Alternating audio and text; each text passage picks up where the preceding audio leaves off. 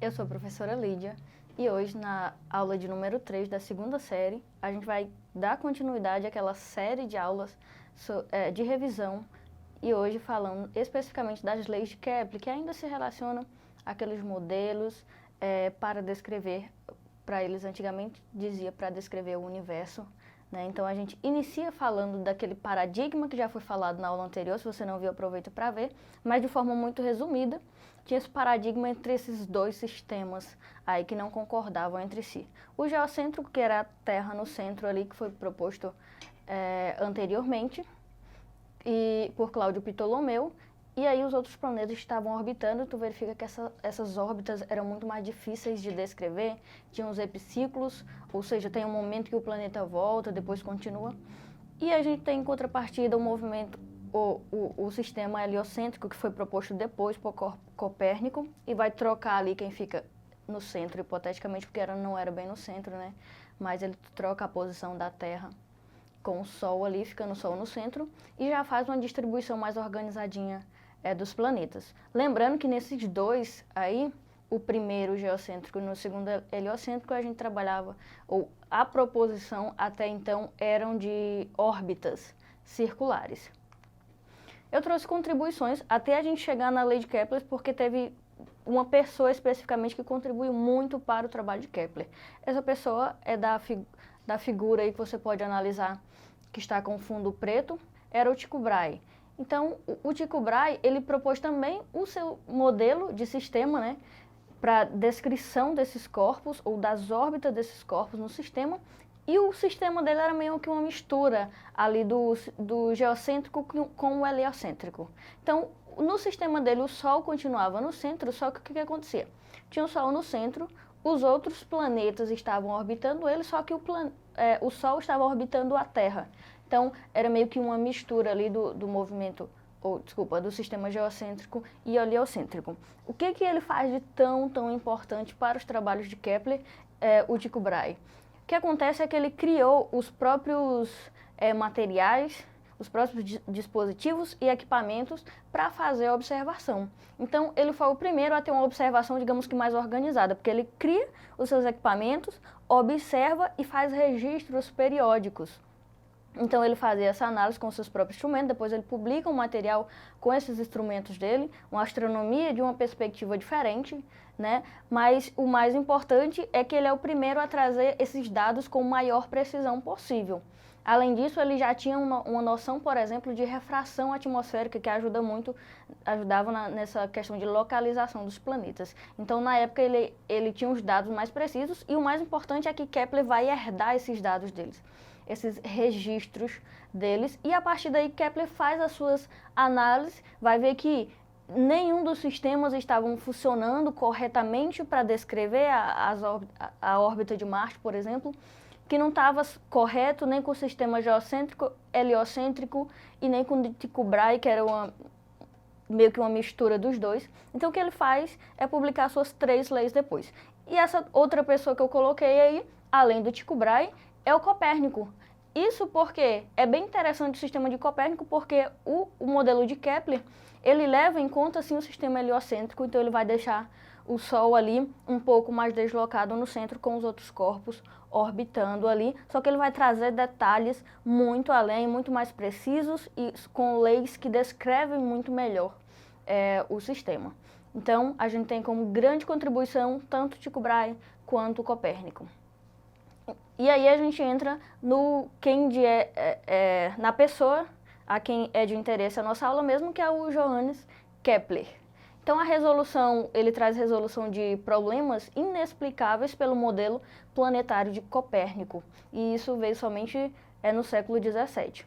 Em posse dos dados astronômicos extremamente precisos, realizado por Brahe, Kepler estabeleceu 2 leis que regem o movimento dos planetas, e aí só 10 anos depois ele publica uma terceira lei. Isso em 1609, ele publica um material, um livro chamado Astronomia Nova, e baseado lá naqueles dados, ele vai publicar suas leis, que a gente vai fazer a análise dessas leis aqui agora.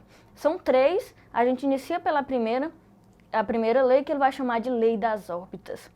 essa lei das órbitas tem a ver com a órbita do planeta mesmo, e a órbita vai ser esse caminho, essa trajetória que o planeta descreve em torno do céu, do Sol, tendo em vista que o sistema era heliocêntrico, né?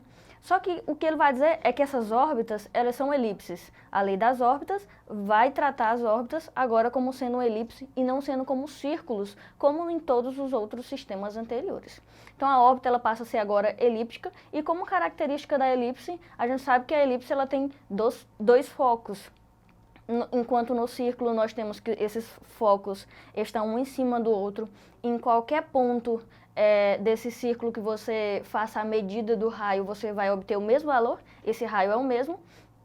O que a gente analisa é que na elipse a gente vai ter dois focos, o Sol ele vai dizer que ele vai estar em um desses focos, e aí essa medida do raio, se você analisar do Sol até determinado ponto dessa órbita, essa medida do raio acaba mudando, porque ele está deslocado.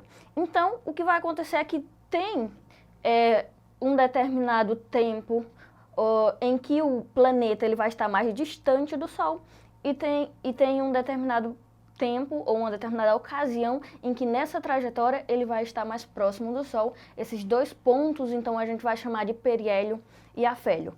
Periélio vem de perto, então um ponto em que ele está mais perto do Sol, e esse ponto, como está mostrado na figura aí mais afastado, seria então o afélio. Então, a primeira lei, resumidamente, seria o quê?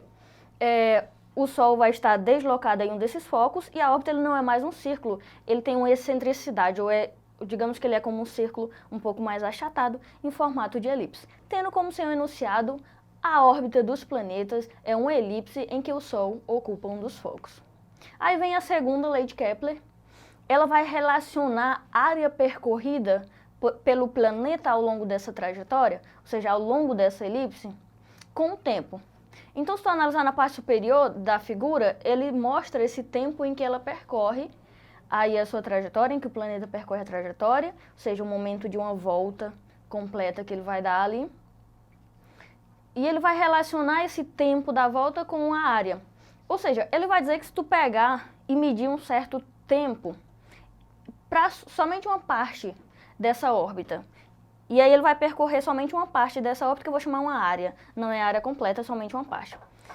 E se eu pegar em outra parte da trajetória e medir o mesmo tempo, o Kepler vai dizer que, então, como o tempo é o mesmo, essa área que ele vai percorrer é o mesmo.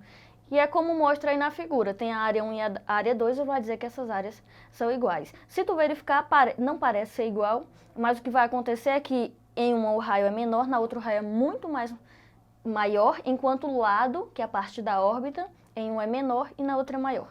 O que vai fazer com que essas áreas sejam iguais para o mesmo tempo? Isso vai ter a ver com uma questão de gravidade, porque o planeta está mais deslocado do centro, como a gente viu.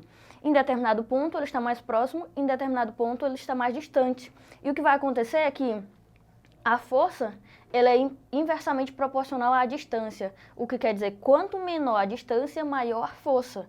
E quanto maior a distância, menor a força. Isso é inverso, tá? E que força seria essa, então? No caso, seria a força gravitacional, ou seja, a força de um corpo que está puxando o outro, no caso o Sol, que está puxando o planeta, para que ele faça esse movimento aí de rotação, de translação. Então, na segunda lei de Kepler, a gente que é chamada de lei das áreas, qual é a frase que organiza ou que enuncia essa lei?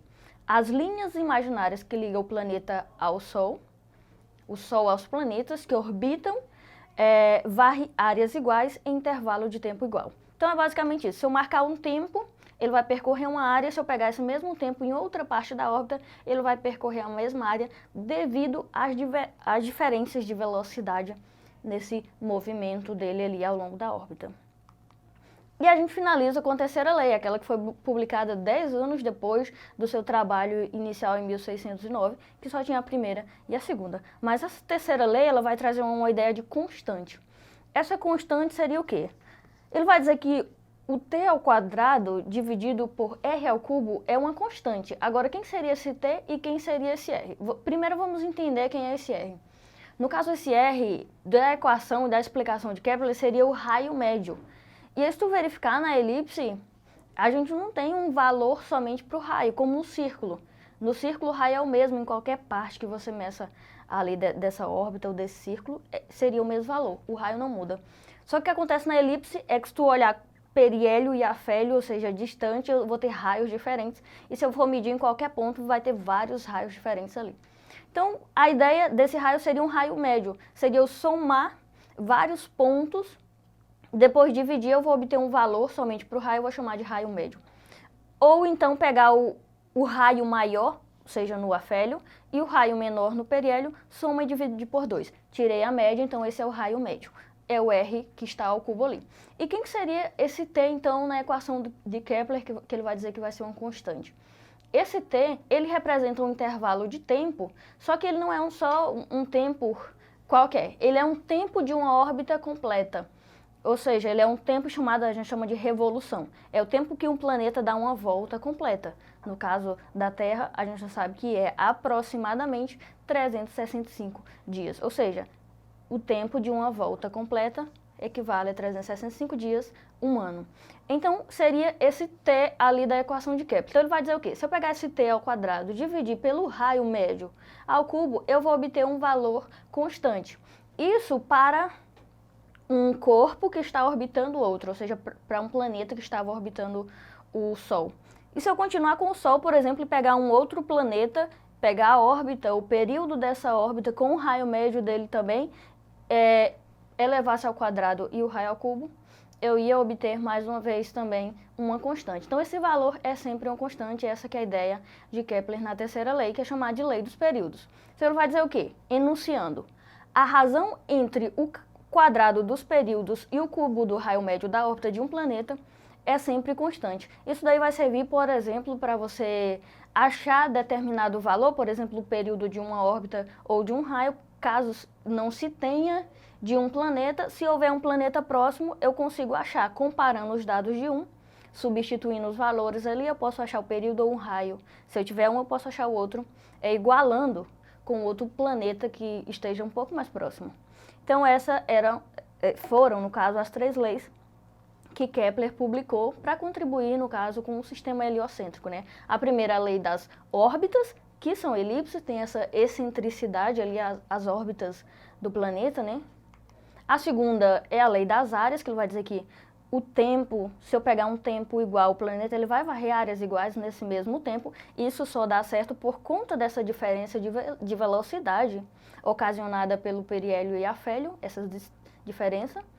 E por último, a gente tem a lei dos períodos, que vai dizer que se eu pegar o período ao quadrado e dividir pelo raio ao cubo de um planeta, eu vou ter um valor, esse valor é uma constante, ele nunca muda. Vendo as questões aqui, eu trouxe um exemplo para a gente fazer a análise. Ele pergunta, com relação à energia cinética do planeta, qual seria a ideia ali na sua órbita elíptica, qual seria a opção correta. Só lembrando que essa energia cinética é aquela energia da velocidade, ou seja, qual é a opção correta ali de acordo com as opções que são colocadas. Vamos diretamente, porque o nosso tempo é pouco, então a opção correta que fica é a opção B, que diz que a energia cinética se torna máxima nas proximidades do periélio e mínima nas proximidades do afélio. E energia cinética é porque ele está comparando velocidade. E aí a gente já viu, quanto mais próximo, ele vai mais rápido, quanto mais afastado, ele vai mais devagar. É isso. O que acontece nas outras opções, A, C, D e E, é que ele está mudando e está trocando essa ideia de mais rápido e mais devagar para periélio e afélio. Então, ficamos com a opção C. Eu vou pedir que você acesse a plataforma Eduque para ter acesso a atividades sobre esse conteúdo e outras aulas também. Eu te espero aqui na próxima. Até mais!